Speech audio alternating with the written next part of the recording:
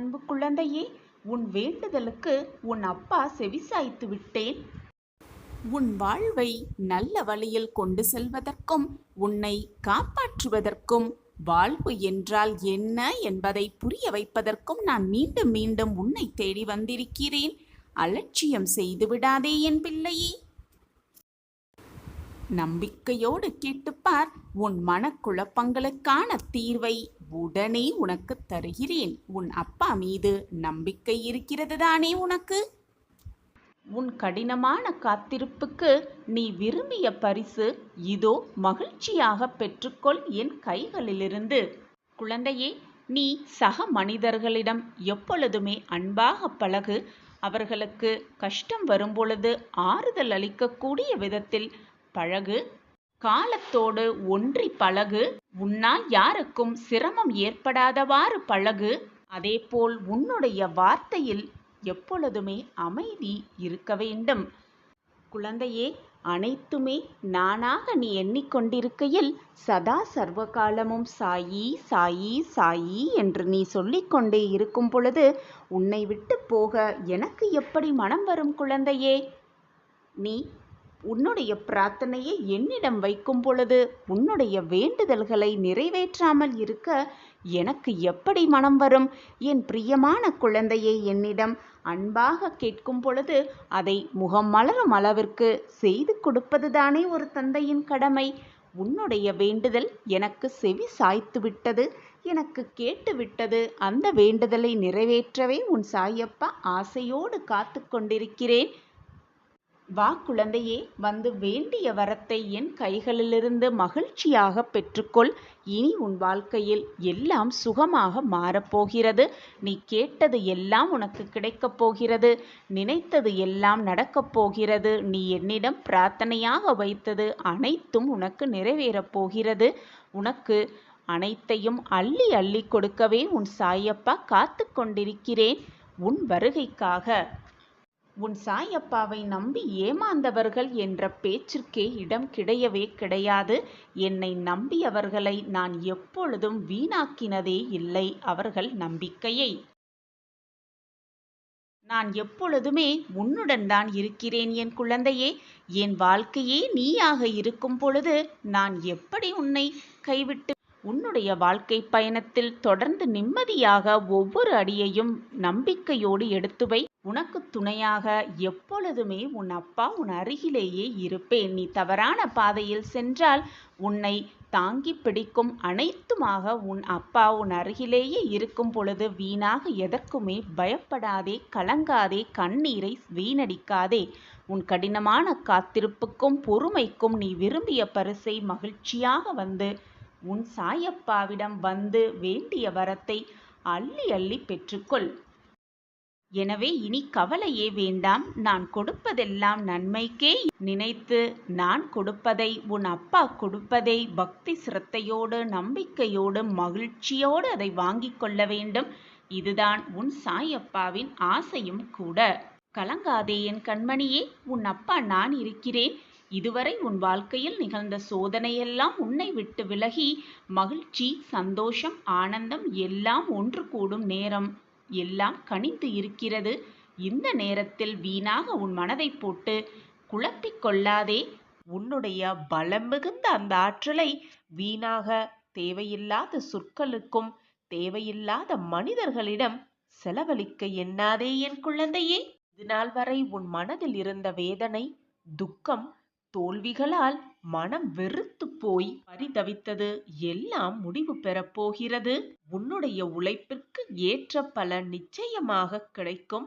உன் வேண்டுதல் எப்படி தோற்று போகும்? நிம்மதியும் சந்தோஷமும் அழகாய் பூத்து குலங்கும் வண்ண மலர்களைப் போல் இனி உன் வாழ்க்கையில் வசந்தம் வீச துவங்கும். உனக்கு அனைத்துமாக உன் சாயி தேவா இருக்கும் பொழுது எதற்காக உனக்கு இந்த கேள்வி? என் வேண்டுதல் வீண் போய்விடுமா என்ற கேள்வி உன் மனதில் எண்ணவே கூடாது. எப்பொழுதுமே கலங்காமல் இரு. நான் உனக்கு எப்பொழுதுமே துணையாகவே இருப்பேன். குழந்தையே, நீ எப்பொழுதும் என்னிடம் வைக்கக்கூடிய வேண்டுதல் அனைத்துமே பலிக்க வேண்டும் என்பதுதான் உன்னுடைய பிரார்த்தனையாகவே இருக்கிறது. இது எனக்கு நன்றாகவே தெரியும் என் குழந்தையே. உனக்கு எந்த நேரத்தில் எதை செய்ய வேண்டும், எப்படி செய்ய வேண்டும் என்று எனக்கு தெரியும், உன்னை படைத்தவனுக்கு தெரியும். எனவே என் குழந்தையே, எப்பொழுதும் எனக்கு இதை கொடுங்கள் சாயப்பா, என் வாழ்க்கையை இப்படி மாற்றிவிடுங்கள் சாயப்பா என்று என்னிடம் இதை கொடுங்கள், அதை தாருங்கள் என்று கேட்காமல், சாயிநாதரே, என் வாழ்க்கைக்கு எது நன்மையோ அதை எனக்கு ஆசிர்வாதமாக கொடுத்தாலே நான் மிகவும் சந்தோஷமாக இப்படி மாற்றி வேண்டிப்பார், இப்படி பிரார்த்தனை செய்து பார், நீ நினைத்ததை விட 10 மடங்கு மேலாக நான் உனக்கு திருப்பித் தருவேன். குழந்தையே, நீ உன் வாழ்க்கையில் கஷ்டங்கள் இல்லாமல் வாழ விடலாம். உன்னை படைத்த, உன்னை இயக்கிக் கொண்டிருக்கும் உன் சாயப்பாவிற்கு தெரியாதா உனக்கு எதை, எப்பொழுது, எப்படி கொடுக்க வேண்டும் என்று? ஏன் உன் மனதை குழப்பிக் கொண்டிருக்கிறாய்? என் வேண்டுதல் வீணாகிவிடுமோ, என் வேண்டுதல் பறிபோகிவிடுமோ என்று ஏன் உனக்கு இந்த குழப்பம்? உன் வேண்டுதல் எப்படி தோற்று போகும் என்று நீ நினைக்கிறாய்? என்னிடம் பிரார்த்தனையாக வைத்த எதுவுமே நிச்சயமாக தோற்காது. என் பொக்கிஷமான பிள்ளைகளுக்கு நான் கொடுக்க வேண்டிய நேரத்தில், கொடுக்க வேண்டிய சமயத்தில், கொடுக்க வேண்டிய விஷயத்தை நிச்சயமாக கொண்டு சேர்க்கும் வேலையை நான் ஏற்றுக்கொண்டிருக்கும் பொழுது அது எப்படி தப்பும் என்று நீ நினைக்கிறாய்? நிச்சயமாக தப்பாது. உன் சாயப்பாவின் வாக்கு அப்படி. என் வாயிலிருந்து வீணாக சொற்கள் எழவே எழாது. நான் இருக்கிறேன் குழந்தையே. என் வார்த்தைகளின் மீது நம்பிக்கை வைப்பாயா? உன்னை ஏளனமாக பார்த்து உன்னை வெறுத்தவர்களுக்கு முன்னால் நீ கொடியாய் உயர்ந்து நிற்கப் போகிறாய். இது உன் வாழ்வில் நடக்கும் அந்த அதிசயத்தை நான் நிகழ்த்தியே காட்டுவேன். இனி உன் வாழ்வில் ஏமாற்றமே இல்லை. அனைத்துமே ஏறுமுகமாகவே இருக்கும். ஏற்றம் மட்டுமே நிறைந்திருக்கும் உன் வாழ்வில். இனி நீ தொட்டதெல்லாம் துவங்கும், கேட்டதெல்லாம் கிடைக்கும், நினைத்ததெல்லாம் நிறைவேறும், உன் வேண்டுதல் எல்லாமே பலிக்கும். எது உன்னை விட்டு விலகினாலும் நகன்றாலும், யார் உன்னை விட்டு விலகினாலும் சென்றாலும், நான் உன்னை எப்பொழுதும் கைவிடவும் மாட்டேன், உன்னை விட்டு விலகவும் மாட்டேன். உன்னில் எப்பொழுதும் நான் இருப்பேன். நீ நிச்சயமாக தடைகளையெல்லாம் தகர்த்து எறிந்துவிட்டு உனக்கான சரியான பாதையில் பயணித்து வெற்றி என்னும் கனியை மிக சுலபமாக பறிப்பாய். அதோ அதை உன் சாயிநாதரோடு சேர்ந்து ருசிக்கப் போகிறாய். வாழ்க்கையில் நீ நிச்சயமாக வெற்றி பெறுவாய். அதை நான் அடைய வைப்பேன். என் பிரியமே, நான் உன் குறைகளை தீர்த்து வைக்கும் பொழுது நீ என்னை முழுவதுமாக நம்புகிறாய். ஆனால் அதே சமயம் உன் குறைகளையும் உன் வேண்டுதல்களையும் நான் தீர்க்காத போது சாயிநாதர்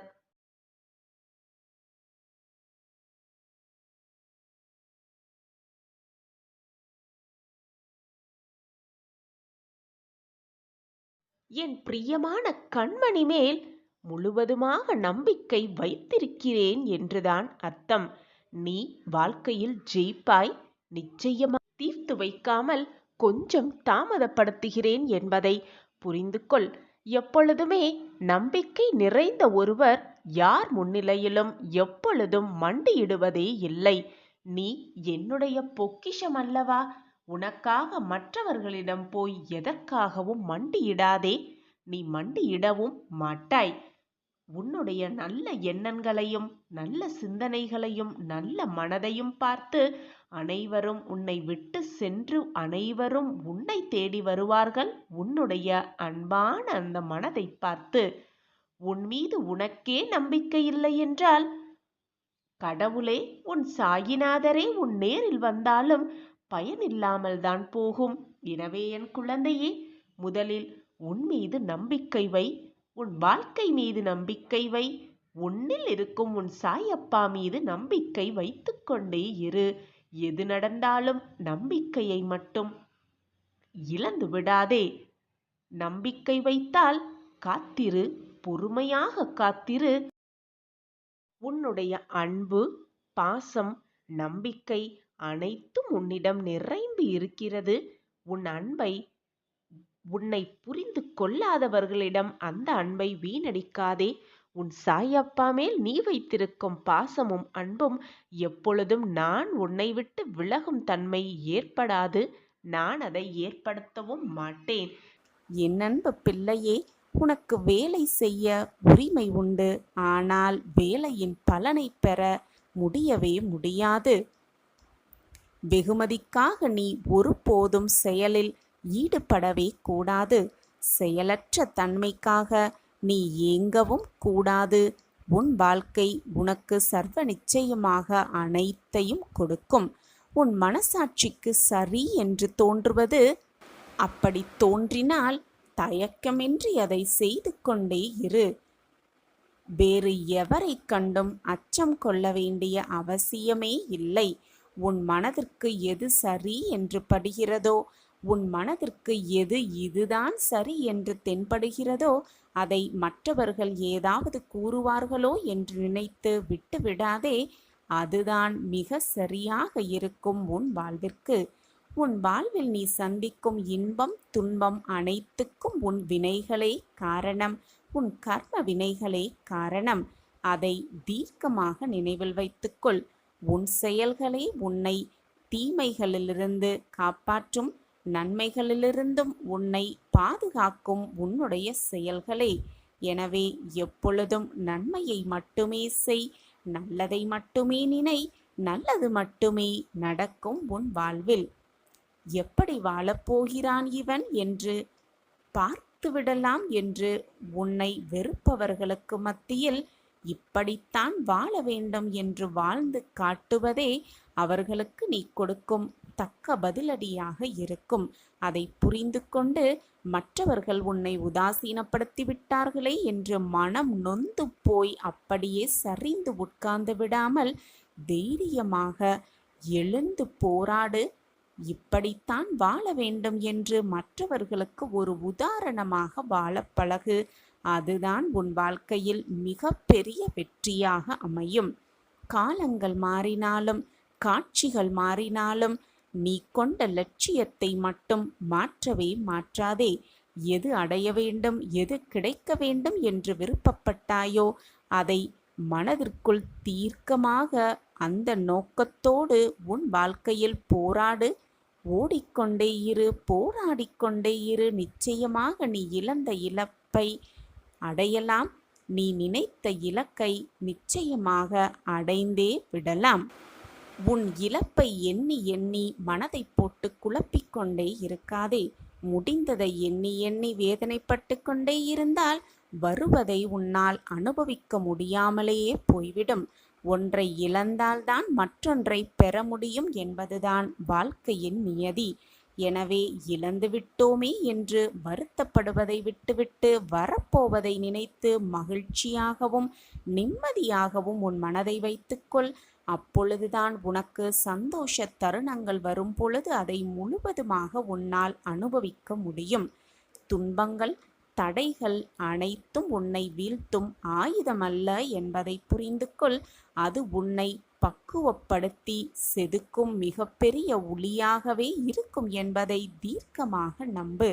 கஷ்டங்கள் வருகிறதே என்று வேதனைப்படாதே.